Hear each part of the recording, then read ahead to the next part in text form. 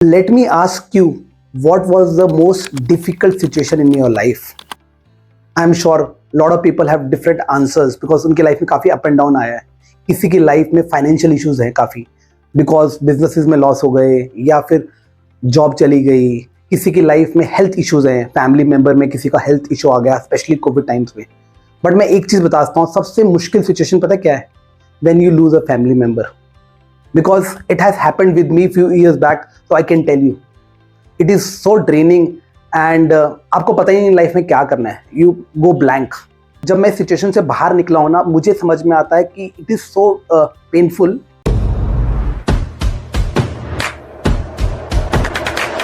तो जब भी किसी का मैसेज आता है, किसी ग्रुप्स में, या फिर पता लगता है कि किसी दोस्त के, किसी रिलेटिव्स के, कहीं भी किसी की क्लोज फैमिली मेंबर की डेथ हुई है, तो आई थिंक कि अगर मैं उनकी कुछ हेल्प कर पाऊँ, मेरे दिमाग में आता है. लेकिन ये ऐसा सिचुएशन पहले नहीं था. इनफैक्ट कुछ सालों पहले ना, मैं कभी भी किसी के क्रिमेशन पे या फिर किसी ऐसे मैसेज पे ना ज़्यादातर रिस्पॉन्ड नहीं करता था, और अगर करता था ना तो सिर्फ एक कंडोलेंसेस मैसेज भेज देता था, जो लोगों के लिए फॉर्मेलिटी होती थी. क्योंकि I did not had the courage to go to cremation और talk to that person. But मेरे फादर ने मुझे समझाया कि बेटा, कि किसी के सुख में खड़े रहो ना रहो, बट किसी के दुख में उसके साथ ज़रूर जाके आओ.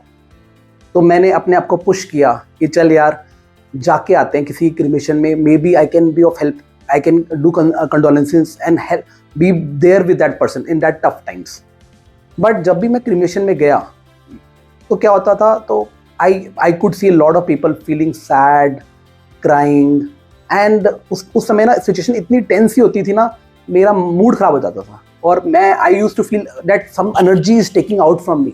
आई use to feel drained. And उसके बाद मैं normally I use to go home and take shower as a ritual. But उसके बाद 2-3 घंटे में रिलैक्स करता था, क्योंकि mind was very disturb that point of time. उसके बाद बट मैंने ये रियलाइज़ किया कि जब मैंने स्पिरिचुअलिटी को अडॉप्ट किया लाइफ में, तो I got a very beautiful understanding of soul, कि अगर कोई हमें छोड़ के गया है तो वो जहाँ उसका एक्चुअली घर था वो वहाँ पे गया, एंड हमारी उनकी ब्लेसिंग्स हमेशा हमारे साथ है. तो we should relieve that soul and let them travel to the next destination. अब मुझे वो डिस्टर्बेंस नहीं होता है. इनफैक्ट नॉर्मली अब तो कोई अगर मैसेज मुझे आता है, तो नॉर्मली आई डू इज कि I go to that person house and I share my experiences, अगर मेरा क्लोज फ्रेंड है तो. And I go to the cremation and bless that soul. अब मेरी एनर्जी ड्रेन नहीं होती, it is remaining intact.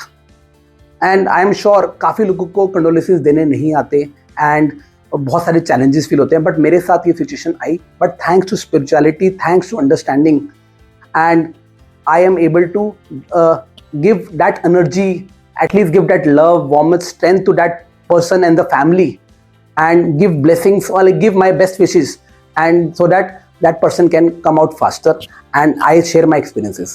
So do subscribe to my channel, like my video, and if you also face the similar challenges while you do condolences, let me know. I will make a elaborate video what I did to overcome that feeling. Thank you.